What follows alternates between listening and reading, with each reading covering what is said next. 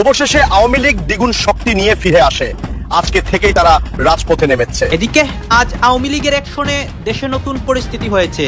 দ্বিগুণ শক্তি নিয়ে শেখ হাসিনা এবার ক্ষমতায় বসবে, এই নিয়ে দেশবাসী আতঙ্কে আছে। কি হবে?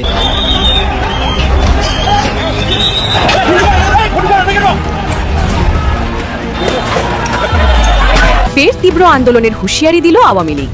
ডক্টর ইউনূসের পদত্যাগের দাবি।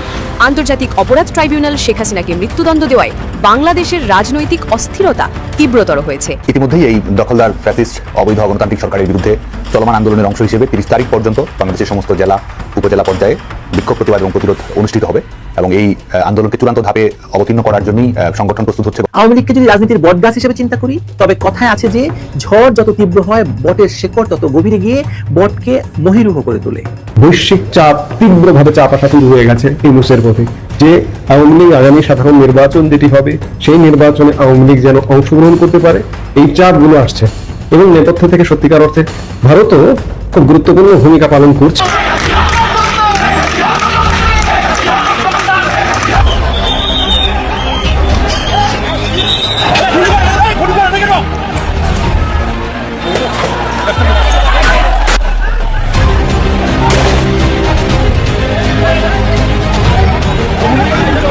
এবার ঢাকা ধামরাইয়ে আওয়ামী লীগের মিছিলে পুলিশের লাঠিচার্জ। পুলিশের সাথে চলে আওয়ামী লীগের নেতা কর্মীদের দাওয়া পাল্টা দেওয়া। সেই দাওয়া পাল্টা দেওয়ায় প্রায় 2.5 ঘন্টা ব্যাপী চলে ত্রিমুখী সংঘর্ষ।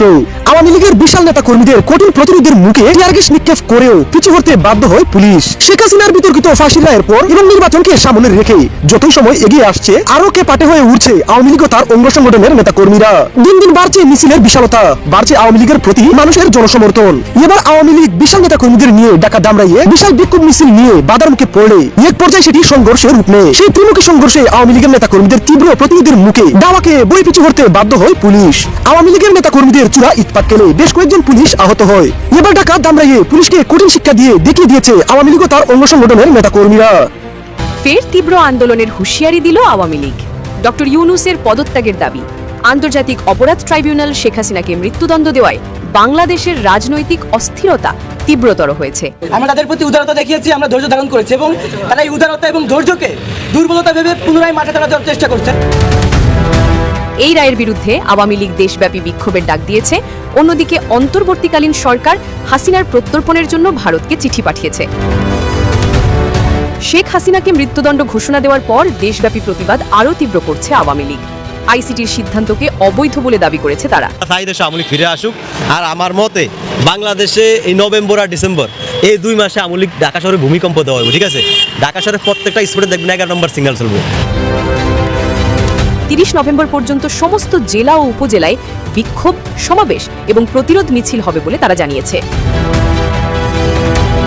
আওয়ামী লীগ এক্স হ্যান্ডেলে দাবি করেছে ইউনূসের পদত্যাগ এবং অবৈধ আইসিটি ট্রাইব্যুনালের সিদ্ধান্ত প্রত্যাখ্যান করেছেন তারা। আওয়ামী লীগ তো খুন খারাপের সাথে জড়িত, কিন্তু আওয়ামী লীগ যাওয়ার পর যারা সরকার আইছে তারা তো একই কামই করে, অনিত হয় খুন খারাপই হয়। তখন তো আগের মতোই চলে, অনত খুন হয়, তখন খুন হয় না, তখন আমাদের দেশে সরকার আছে না। এই সরকারে কি করে? আপনি যদি ধরেন কন্ট্রোল করতে পারেন না, তাহলে তো আপনি সরকার না। আপনি সব কিছু মেনটেন করে দেশ চালাবেন, তখন আপনি সরকার হইবেন। কিন্তু যখন আপনি পারেন না, তার মানে আপনি সরকার না, আপনার যোগ্যতা নাই। আমরা ধরেন রিক্সা চালাই, আমরা কেউ সরকার হইলে আমাকে স্পেশাল লাভ নাই।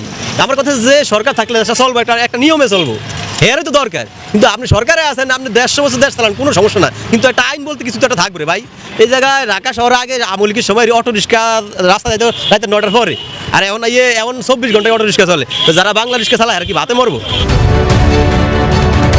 শেখ হাসিনা এবং তার দলকে আসন্ন নির্বাচন থেকে দূরে রাখার জন্য এই দেশবিরোধী ষড়যন্ত্র চালাচ্ছে। আওয়ামী লীগ সতর্ক করে হুঁশিয়ারি দিয়েছে। এদিকে আবার অন্তর্বর্তীকালীন সরকারের প্রধান মোহাম্মদ ইউনূস একটি কূটনৈতিক পদক্ষেপ নিয়েছেন। শেখ হাসিনার প্রত্যর্পণের দাবিতে ভারতে একটি সরকারি চিঠি পাঠিয়েছেন, যাতে আইসিটির সিদ্ধান্তের পরে আরও পদক্ষেপ নেওয়া যায়। তারা জানিয়ে দিয়েছে তাদের চুপ রাখতে পারবে না ইউনূস সরকার। তথ্যটি ভারতের একটি অনলাইন এশিয়ানেট নিউজ থেকে সংগ্রহ করা হয়েছে। খেলা শুরু রে ভাই, খেলা অলমোস্ট শুরু।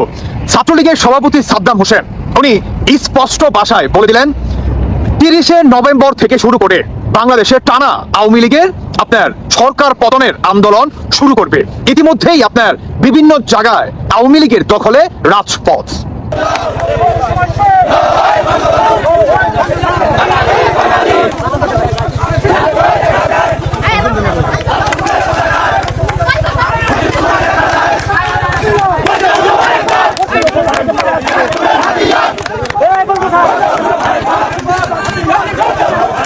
দেখতে পেলেন, এটাই হচ্ছে বাংলাদেশ আওয়ামী লীগ। নেত্রী দেশে নেই, তবুও শুধুমাত্র কথার মাধ্যমেই রাজপথ দখল করে দিতে পারে আওয়ামী লীগ, রাজপথ অচল করে দিতে পারে আওয়ামী লীগ। এটার নামই হচ্ছে বাংলাদেশ আওয়ামী লীগ। এটা হচ্ছে ভাসানীর আওয়ামী লীগ, এটা হচ্ছে বঙ্গবন্ধু শেখ মুজিবুর রহমানের আওয়ামী লীগ। এই আওয়ামী লীগের হাত ধরেই রাজাকার নিপাটজাতদের দমন করা হয়েছিল, বাংলাদেশের মাটি থেকে এদেরকে উৎখাত করা হয়েছিল। বাংলাদেশে পুনরায় 30শে নভেম্বর থেকে শুরু করে টানা, মানে কোনো বাধা হবে না, মাঝখানে কোনো গ্যাপ হবে না, 30শে নভেম্বর থেকে শুরু করে সরকার পতনের আন্দোলন শুরু বাংলাদেশ আওয়ামী লীগের। বাউল সম্প্রদায়ের উপর যেভাবে আক্রমণ হলো, যে ঘটনা ঘটছে, এবং তারপরে প্রকাশ্যে কিছু অর্গানাইজেশনের তরফ থেকে বলে দেওয়া হচ্ছে যে তারা আলটিমেটলি মানবতা বিরোধী কাজ করেছেন এবং ধর্ম অবমাননা করছেন, বাউলদের উপর বিভিন্ন রকম দাগিয়ে দেওয়ার চেষ্টা হচ্ছে। এটার কাউন্টার কি আওয়ামী লীগ করবে, ছাত্রলীগ করবে?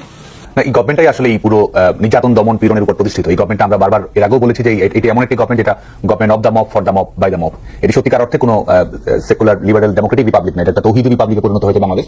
এবং যে কারণেই আজকে মৌলবাদী গোষ্ঠীগুলো আসলে বাংলাদেশের পৃষ্ঠপোষকতা দেওয়া হচ্ছে সেটি নয়, মৌলবাদী গোষ্ঠীগুলো বাংলাদেশে নিয়ন্ত্রণ করছে। তারা আসলে ড্রাইভিং সিটে আসলে বিভিন্ন উগ্রবাদী গোষ্ঠীগুলো রয়েছে, এবং সে কারণেই কিন্তু আজকে নাজার আক্রান্ত হচ্ছে। সে কারণেই আউল বাউল আমাদের সাংস্কৃতিক অঙ্গনের ব্যক্তিবর্গ, আমাদের নারীরা, আমাদের আদিবাসী সম্প্রদায়, আমাদের বিভিন্ন ধর্মাবলম্বী জনগোষ্ঠী সবাই কিন্তু কোনো না কোনোভাবে আক্রান্ত হচ্ছে। যে কারণে বাংলাদেশ যেহেতু একটি টোটালি ললেস রাষ্ট্রে পরিণত হয়েছে, সে কারণে বাংলাদেশের সবাই আসলে কোনো না কোনোভাবে ভিকটিম হচ্ছে।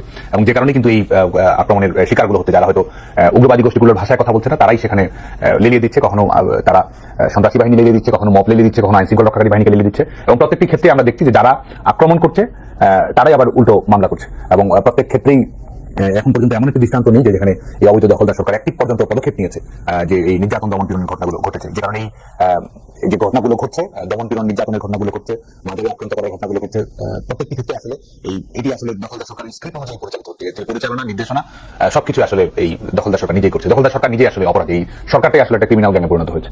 বাংলাদেশের পররাষ্ট্র মন্ত্রণালয় ভারত সরকারকে একটি চিঠি দিয়েছে।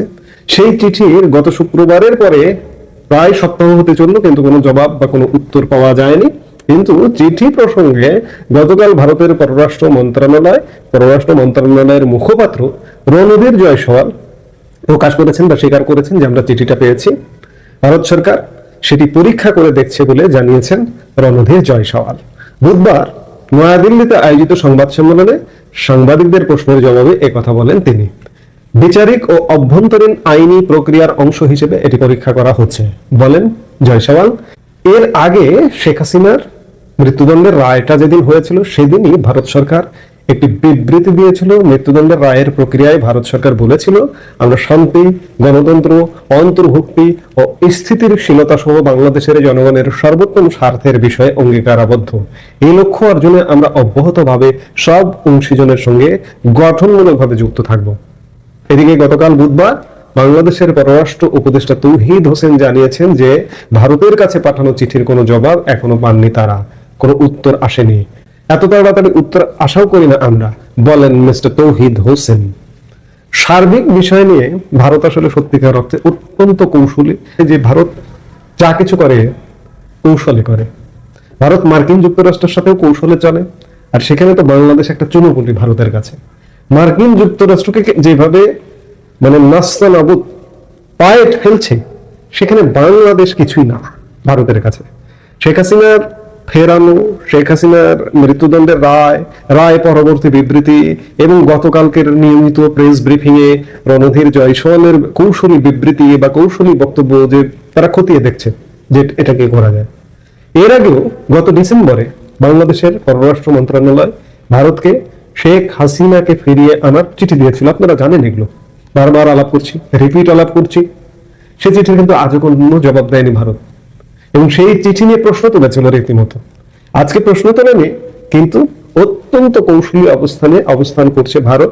শেখ হাসিনাকে ফেরানো তো অসম্ভব, কিন্তু কৌশলটা শ্রেষ্ঠত্বের দাবি রাখে নিঃসন্দেহে। আমরা দেখতে থাকি নাটকীয়তা চলছে।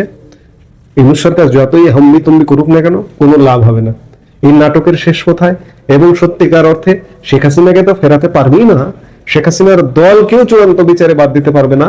বৈশ্বিক চাপ, তীব্রভাবে চাপ আসা শুরু হয়ে গেছে ইউনূসের প্রতি, যে আওয়ামী লীগ আগামী সাধারণ নির্বাচন যেটি হবে, সেই নির্বাচনে আওয়ামী লীগ যেন অংশগ্রহণ করতে পারে, এই চাপগুলো আসছে।